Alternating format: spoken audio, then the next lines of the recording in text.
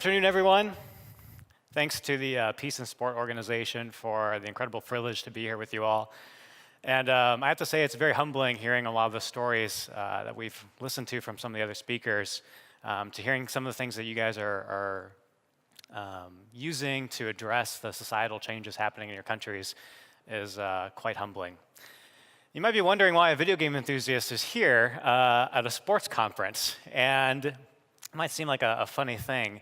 But for the past 10 years, I've been working through an organization called Gamers Outreach that I founded in high school. And we've been trying to provide recreation and entertainment to children in hospitals all around the United States.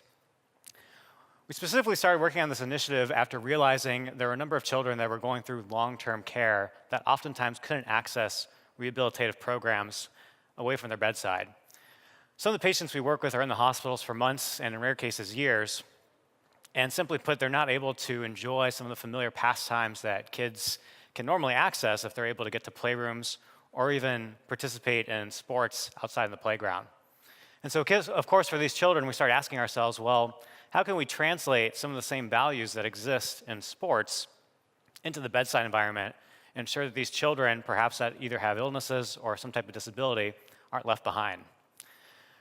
Before I start talking about that, and specifically how we're using video games to work with children going through some of these traumatic experiences, I'd like to kind of back up a little bit and talk about the significance, in my own opinion, of video games in the industry, and recently what is kind of known as the rise of eSports and digital recreation.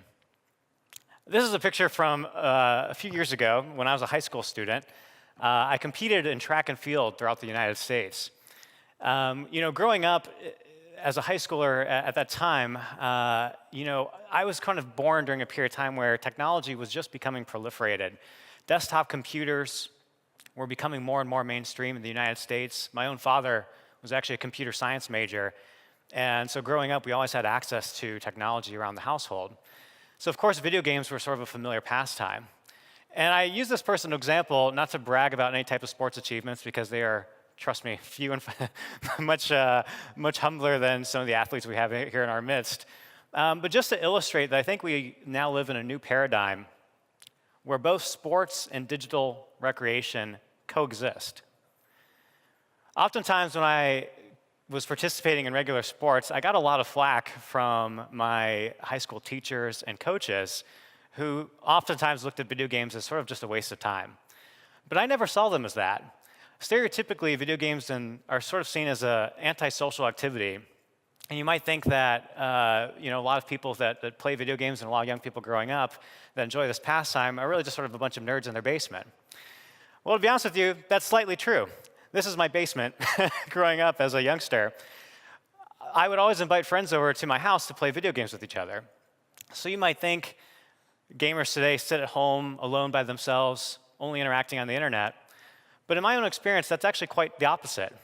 Video games, like sports, are a conduit for socialization. I would often invite friends over to my home to participate in what's called a LAN party.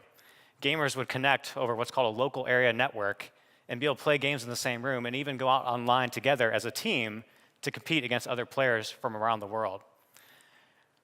This digital form of recreation has become now quite the norm around the world. It's kind of left the confines of the basement, and technology generally is as widespread as it ever could possibly be. Most of us in this room have smartphone devices, and I'd like to use just one game as an example of this. This is a photograph of a video game called Pokemon Go. Players can walk around their real environments and collect digital creatures that exist in the real world. It's called a form of augmented reality. This one game has been downloaded 750 million times by players all around the world. And just to help understand the significance of that number represents about 10% of the current estimate of the global population. The popularity and the rise of popularity in video games is largely attributed partially to the proliferation of technology in our lives and has given rise to what we refer to as eSports. There are certain games that lend themselves to high levels of competition. And similar to golf, players that are familiar with these pastimes enjoy watching high levels of competitive play. Now, there's been some discussion, especially if you've been paying attention to recent news, around whether or not video games are considered a sport by the sake of at least definition. Going back to my track example, when I was younger, I had a coach who often made the distinction between athletics and sports. I don't think it's a perfect definition, but I think it's a good framework to sort of think about whether or not we may consider video games as being a sport and whether or not they have a platform globally when we think of things like the Olympic Games or fostering activities that can be enjoyed worldwide. My coach would say athletics are measures of physical human prowess. When we think of running, jumping, swimming, endurance, these are all sort of your traditional Greek athletic sports that measure physical capability. Sports, according to his definition, was the gamification of athletics. Anytime you attach points to physical ability or you introduce a play mechanism where people are competing against each other, he defined that as sports. Now, somewhere on that spectrum, we know that video games are certainly competitive. They're being played at a very high level. The proliferation of games is actually creating opportunities where sports organizations in the US are now starting to invest in actual teams that compete and carry the banners of their players. And these events are selling out major stadiums. The same stadiums we use for traditional sports in the US are being used to host wide-scale video game tournaments. And this is happening not just in the US, but around the world. So I think we have to ask ourselves, where do video games fall on the spectrum? But I would even propose that, honestly, that question isn't as important as the following. How do we as sports enthusiasts convey the same values that exist and have been found to be valuable in sports through video games? There's no question that video games are being enjoyed by a wide number of young people throughout the world. And eSports is really very much in its infancy. There are people around the world right now that are trying to create official governing bodies for various eSports events. And I believe there are a number of people in this room that have a strong amount of experience that could help the eSports world grow into maturity and translate many of the same values that exist in sports through digital activities. Let me give you an example of this and why it's important in the healthcare environment. The work I've been involved with has received a lot of support from video game enthusiasts around the country. I started hosting video game tournaments when I was very young. From those tournaments, we started donating some of the ticket sales to different charity organizations that sounded interesting. I got very involved in my local hospital, where I realized video games were a very familiar pastime to a number of patients, and healthcare professionals were often relying on games as a way to provide children with access to activities. In fact, there were even times where healthcare professionals would use games as a way to help motivate kids to leave their bedside environment and participate in rehabilitative activities. This is actually a friend of mine, J.J. Bouchard, who's a child life specialist at a hospital in Ann Arbor, Michigan. He uses Pokemon Go to help motivate kids to explore the hospital and become familiar with their environment. Now, we often, as I said earlier, work with patients that can't leave their bedside for whatever reason. The organization I manage, Gamers Outreach, has been constructing these portable video game kiosks that are deployed inside hospitals around the US. These are tools for healthcare professionals to ensure digital activities are accessible and manageable inside healthcare settings. One of the interesting things that's happened because of this is we found that video game enthusiasts have actually been able to volunteer inside hospitals as digital activity managers.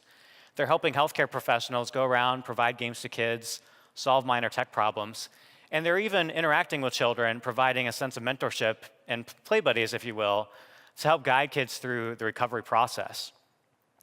It's interesting because in the sports world, traditionally, you also see the same thing. We were just listening to how people like Messi are able to leverage their collective reach and power and celebrity to help benefit those who are maybe going through trying times. Well, it turns out the same thing exists in the video game industry. Now, we're organized as a nonprofit, and so similar to other charity organizations, we have our own fundraisers. This is actually a photograph from a very large video game tournament we host called Gamers for Giving. We invite video game enthusiasts to bring in their own computers and video game consoles, and we broadcast the entire event online. Last year, we generated about 1.3 million stream views from our online broadcast and received over 5,000. We had over 5,000 individual contributors help us raise $300,000 in the course of a day. Some of the people who come out are, quote unquote, maybe you might consider them to be internet celebrities. We have folks who have large YouTube followings and social media followings that will attend our event, and they host these online broadcasts to ask for donations to support the work we're doing in the hospital environment.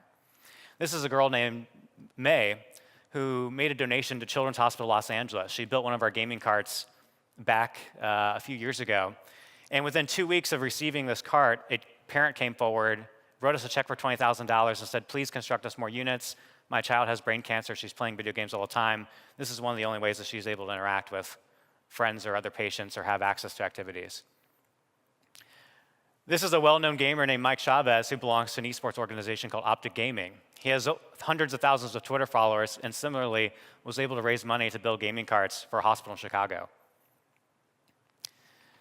I hope that gives you some idea of how we're able to use video games directly in the healthcare environment to help aid the healthcare process. We're often finding that aside from entertainment, games are actually helping kids to recover, surprisingly. We have some patients we work with that have a high degree of anxiety from the treatments that they're receiving, and healthcare professionals are able to introduce video games as a way to start a dialogue with kids, help them become familiar with treatment, and generally lower the anxiety, improve patient outcomes to the extent that rather than fearing treatment, children are able to play video games and have a sense of joy and a sense of hope for recovery. I think this is important to keep in mind because in the sports industry, it's easy to write off video games as just a hobbyist pastime. But I would encourage all of you, as you are interacting with folks in the esports industry, which I'm sure will be a topic that comes up in recent years going forward, to look to see how you can perhaps leverage your own experience and translate this into the esports community. The esports world could greatly benefit from a lot of the values that exist in sports, and I think many of you in this room could lend your expertise. And I think it's important to also keep in mind that it's, in my opinion, important to be concerned with the message more so than the medium. You can communicate a lot of the same messages you're trying to convey through sports with things like esports, and you can reach today's youth in a way that is relevant and meaningful to them. I appreciate your time. Thank you for allowing me to be here, and I hope you'll get involved in the esports space. Thank you.